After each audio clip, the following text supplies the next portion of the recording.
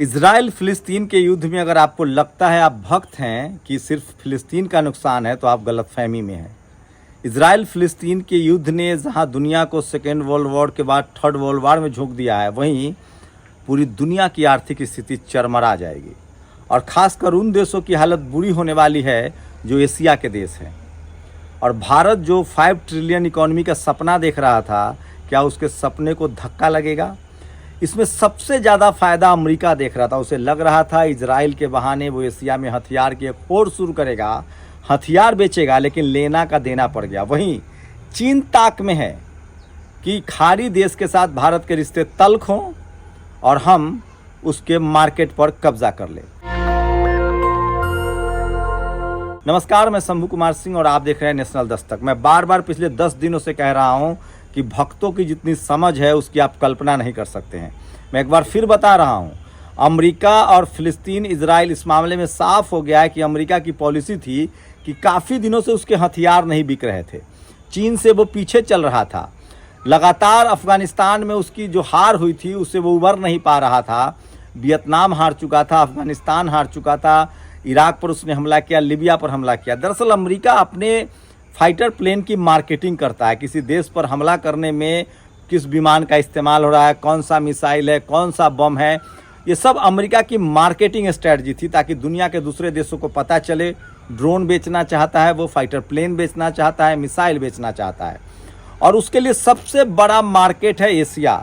तो एशिया के 2 देशों में कन्फ्लिक्ट पैदा करना, और उसके बाद अमेरिका को उम्मीद थी कि खाड़ी के जो देश हैं वो इजराइल के डर से हथियारों के बड़े खेप को ऑर्डर करेंगे।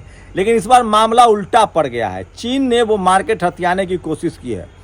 जिस तरह से इजराइल के साथ अमेरिका खड़ा हो गया, इंग्लैंड खड़ा हुआ, बाद में इंग्लैंड ने अपने आप को पीछे कर लिया, फ्रांस ने पीछे कर लिया, जर्मनी ने पीछे कर लिया। लेकिन फिलिस्तीन के बहाने जो अब तक खाड़ी देश, जो गल्फ कंट्री, जो मुस्लिम कंट्री जिसकी संख्या लगभग 60 है, मैं फिर कह रहा हूँ, अगर आप एशिया में हैं तो आपको इस बात को मानना पड़ेगा कि एशिया में सबसे ज़्यादा मुस्लिम कंट्री है। आबादी भले उसके कम हो, लेकिन एक 60 के करीब मुस्लिम कंट्री है, एक बड़ा वो मार्केट है। और हथियारों की खरीद फरोख्त का अमेरिका को उम्मीद थी कि शायद वो हथियारों की खरीद फरोख्त करेंगे, लेकिन जिस तरह से अमेरिका ने इजराइल का समर्थन किया और इजराइल ने जिस तरह से फिलिस्तीनियों पर हमले किए, मासूम बच्चे मारे गए, महिलाएं मारी गई, जिस तरह से गाजा पट्टी को बर्बाद कर दिया गया, उसके बाद पूरा का पूरा मुस्लिम राष्ट्र एक हो गया। और हथियार खरीदने को तो दूर की बात है, अब उनको लगने लगा है कि सब के पीछे अमेरिका दोषी है। सोचिए, 2-3 चीज़ें हुई हैं। भारत से ठीक 1 साल बाद फिलिस्तीन और इजराइल आज़ाद होते हैं, बंटवारा होता है। उसके बाद से लगातार इजराइल फिलिस्तीन के धीरे धीरे ज़मीन पर कब्जा कर रहा था। जैसे चीन की कोशिश होती है कि भारत पर कब्जा कर ले ज़मीनों पर, लेकिन भारत करारा जवाब देता है। जैसे पाकिस्तान की कोशिश होती है कि प्रॉक्सी वॉर के जरिए उन ज़मीनों पर कब्जा किया जाए, वहाँ भी वो नाकाम होते हैं। लेकिन इजराइल इस मामले में लक्की था और फिलिस्तीन बहुत ज़्यादा कमज़ोर था और उस पर कब्जा करता चला गया।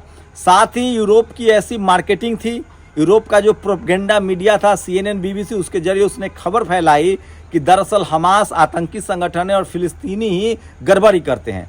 लेकिन इस बार के हमले ने इजराइल की पोल खोल दी है। बेंजामिन नेतन्याहू पर आरोप लग रहे हैं और साफ है कि वो चूंकि चुनाव हार रहे थे तो उन्होंने देश को युद्ध में धकेल दिया, और ये बात दूध का दूध और पानी का पानी हो गया है।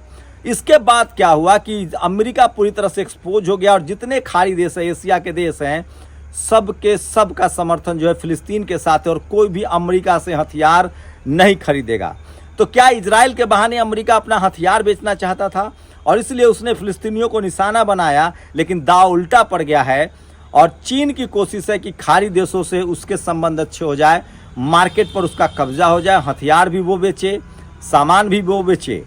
और वहीं वो ताक में है कि भारत की विदेश नीति में बदलाव आए, वो फिलिस्तीन के साथ खड़ा ना होकर इजराइल के साथ खड़ा हो और खाड़ी देश से हमारी दोस्ती हो जाए।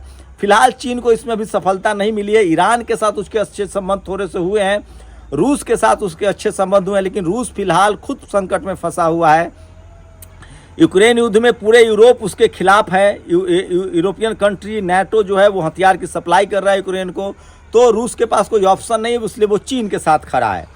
तो सवाल है कि भारत की जो विदेश नीति है, वो जो पहले की नीति थी फिलिस्तीन के साथ, भारत अब भी लगभग उसी पर है। वो खुलकर नहीं कह रहा है कि हम इजराइल के समर्थन में हैं, फिलिस्तीन की मदद भी कर रहा है, राहत भी बचा रहा है, वो मध्य मार्ग बना रहा है और इसको लेकर भारत सरकार की आलोचना भी हो रही है। लेकिन चीन को जो मौका चाहिए था वो मौका तो बिल्कुल नहीं मिला है। इसका मतलब है कि 2-3 चीज़ें हुई हैं। इसका अर्थ जो क्राइसिस होगा, जो इकोनॉमिकल क्राइसिस होगा, वो इजराइल को बर्बाद कर देगा। 80 लाख आबादी है इजराइल की। इजराइल के तमाम सीमावर्ती शहरों से लोग भागने लगे हैं और सिर्फ 20 लाख आबादी है फिलिस्तीन की, और फिलिस्तीन में 10 लाख लोगों ने हथियार उठाने का फैसला कर लिया है।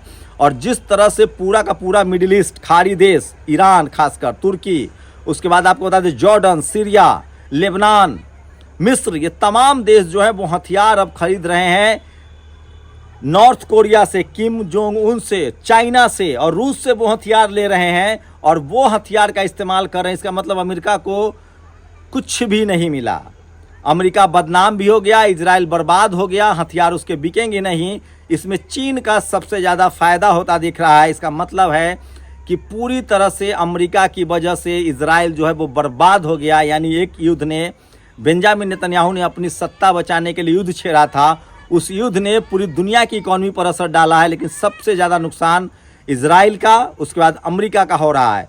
वहीं खाड़ी देशों का कोई ज़्यादा नुकसान नहीं है, चाइना का फ़ायदा हो रहा है। भारत फिलहाल अभी कोई नुकसान में नहीं है, लेकिन तमाम देशों पर इसका असर तो ज़रूर पड़ेगा। लेकिन एक बात तो तय है कि इस युद्ध में अगर किसी की सबसे ज़्यादा बर्बादी होगी तो वो इजराइल की होगी, क्योंकि एशिया के तमाम देशों से वो कट चुका है। एशिया में उसका एक भी दोस्त नहीं बचा है, एक भी दोस्त। उसके पास दोस्त के नाम पर यूरोप के कुछ कंट्री हैं, उसमें भी छोटे कंट्री हैं।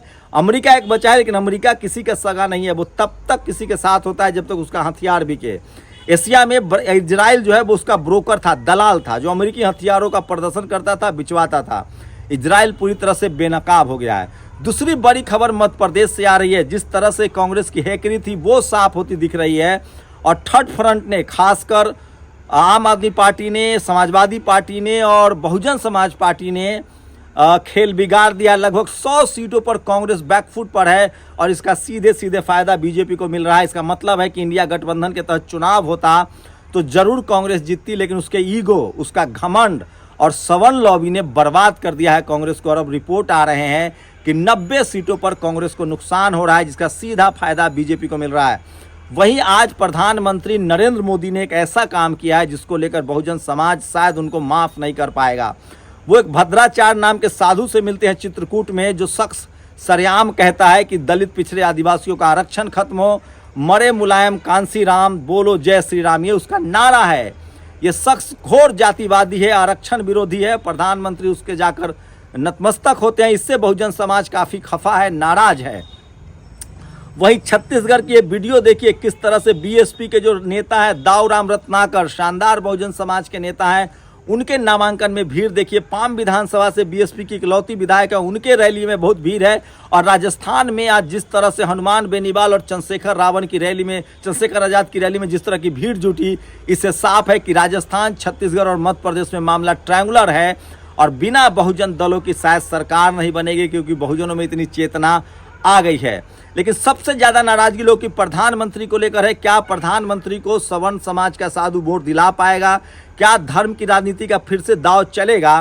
प्रियंका गांधी ने साफ साफ हमला बोला है, कहा है कि धर्म की राजनीति से आपका क्या फ़ायदा होगा। सवर्ण नेता अब तक इस तरह की बातें नहीं बोलते थे, वो कहते थे जाति की राजनीति मत कीजिए, लेकिन अब वर्णवाद की राजनीति, धर्म की राजनीति पर भी हमला हो रहा है। राहुल गांधी ने एक बार फिर से कहा है कि हम पूरे देश में जाति जनगणना कराएंगे अगर हमारी सरकार बनती है तो 2 घंटे में। लेकिन सवाल है कि वो टिकट नहीं दे रहे और मध्य प्रदेश में फंस गए हैं। तो इंडिया गठबंधन, मैं फिर कह रहा हूँ, इंडिया गठबंधन को सबसे ज़्यादा डैमेज फिलहाल कांग्रेस कर रही है। लेकिन अगर वो राजस्थान, छत्तीसगढ़, मध्य प्रदेश लूज करती है, तेलंगाना लूज करती है, तो उसकी स्थिति भी खराब होगी और तब इंडिया गठबंधन जो है वो ज़्यादा मजबूत होकर और उभरेगा।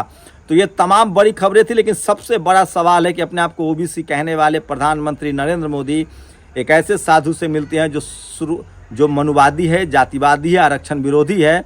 बहुजन समाज नाराज है और मुझे लगता है कि प्रधानमंत्री नरेंद्र मोदी वो गलतियां कर रहे हैं जो मनमोहन सिंह अंतिम दौर में कर रहे थे।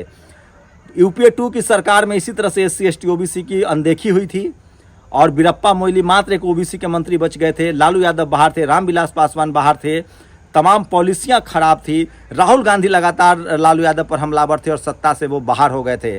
वही गलती अंतिम समय में बीजेपी दोहरा रही है और हो सकता है कि रामभद्र से मिलना बीजेपी को 2024 में महंगा न पड़ जाए, क्योंकि देश भर के SC ST OBC और किसान कम्युनिटी के लोग, अल्पसंख्यक समाज के लोग राजनीतिक रूप से एकजुट हुए हैं। तो इस शाम की सबसे बड़ी खबर थी।